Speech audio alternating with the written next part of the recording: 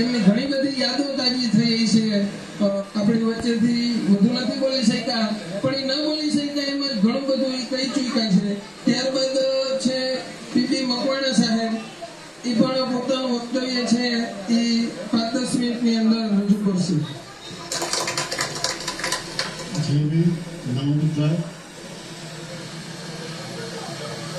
મિત્રો,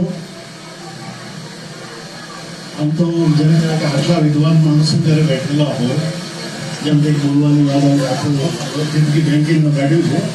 પણ મારા મિત્ર પાછળથી એનું નામ મને જાણવા મળે તો મિત્ર છે, હું એમ કહું છું કે મારા મિત્ર બહુ છે. ભાવનગર 87માં આવ્યો અને આજે ફરીથી યાદ કરવાનું થાય છે. સરસ અનુભવની વાત કરું કે કબીર સાહેબ કદી કોલેજમાં નહોતા ગયા, આજે એમના પર પીએચડી થાય છે. સુરદાસ કદી કોલેજમાં નહોતા ગયા, એમના પર પીએચડી થાય છે. આપણા પરમ પૂજ્ય ગુરુ રોહિદાસ કદી કોલેજમાં નહોતા ગયા અને છતાં પણ એમના પર પીએચડી થાય છે. એવા ગોવિંદભાઈ અને અત્યારના આપણે જ્યારે ગુરુપ્રકાશ તરીકે કહીએ છીએ, એ મને આજે યાદ આવે છે, એ સ્તર યાદ આવે છે. હા, ડિગ્રીની કોઈ વાત નથી. એમ મેં તો અને ખાસ કરીને હું 25 વર્ષ એસટીનો ઓફિસર તરીકે કામ કર્યું છે.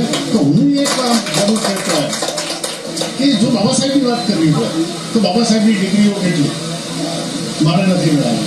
બાબા સાહેબ કેટલી ભાષાઓ બોલતા હતા મારે નથી ગણાવી. આ બધા જાણો છો, બેનિફિટ નહીં કર્યું. પણ એમાંનું આપણે શું કર્યું?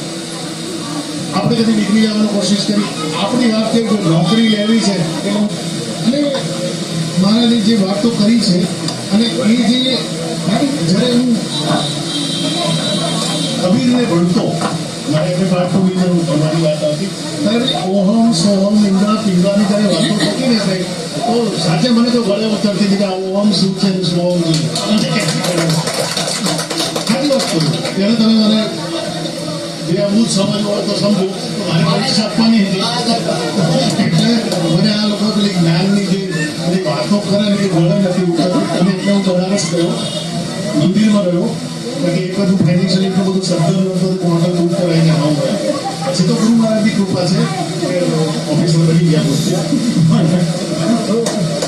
એ વખત એમને ત્યાં બેઠેલા અને એ લોકો હતા ને એ મને પંજાબીમાં વાત કરતા અને મને પંજાબની જે ભાષાની ખબર પડતી નથી કે આ શું છે.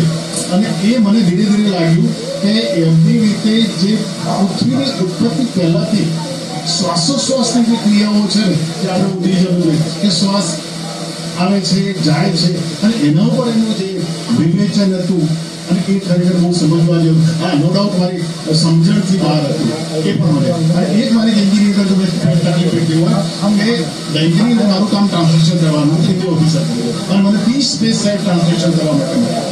અને બાબા સાહેબનું ઇંગ્લિશ હું સમજી નહોતો શકતો. નો ડાઉટ એમએસનો સ્ટુડન્ટ રહી ચૂક્યો છું, માસ્ટર ડિગ્રી કરાવું છું સંસ્કૃતની અંદર, પણ મને બાબા સાહેબનું જે ઇંગ્લિશ છે ને ખબર નથી પડતી. તો મને ડૉક્ટર અંબાશંકર નાગરજી ગુજરાત વિદ્યાપીઠના वाइस चांसलर था, एमने कहूँ कि विष्णु मकवाना आपको बाबा साहब को समझना पड़ेगा. जब तक आप बाबा साहब को समझोगे नहीं, अंतर ध्यान नहीं करोगे, आपने चाहे गायत्री मंत्र बोल लिया और भी बोल के आप ध्यान गया, पता नहीं कितने बार आपने उपवास कर दिया, लेकिन बाबा साहब को समझना है तो आपको पढ़ाई करनी पड़ेगी.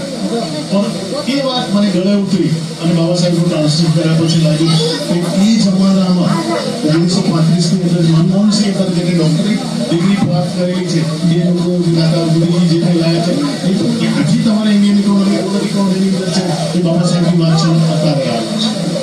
આ બધું પોલિટિક્સવાળા અલગ અલગ કરી નાખ્યું. બીજી એને કહેવાય ને કે જેનો બાપ કોણ એમ, તો આપણે છે ને ડીએનએ ટેસ્ટમાં બાબા સાહેબ આવે છે. મારે વધારે નથી કહેવું, પણ મિત્રો એક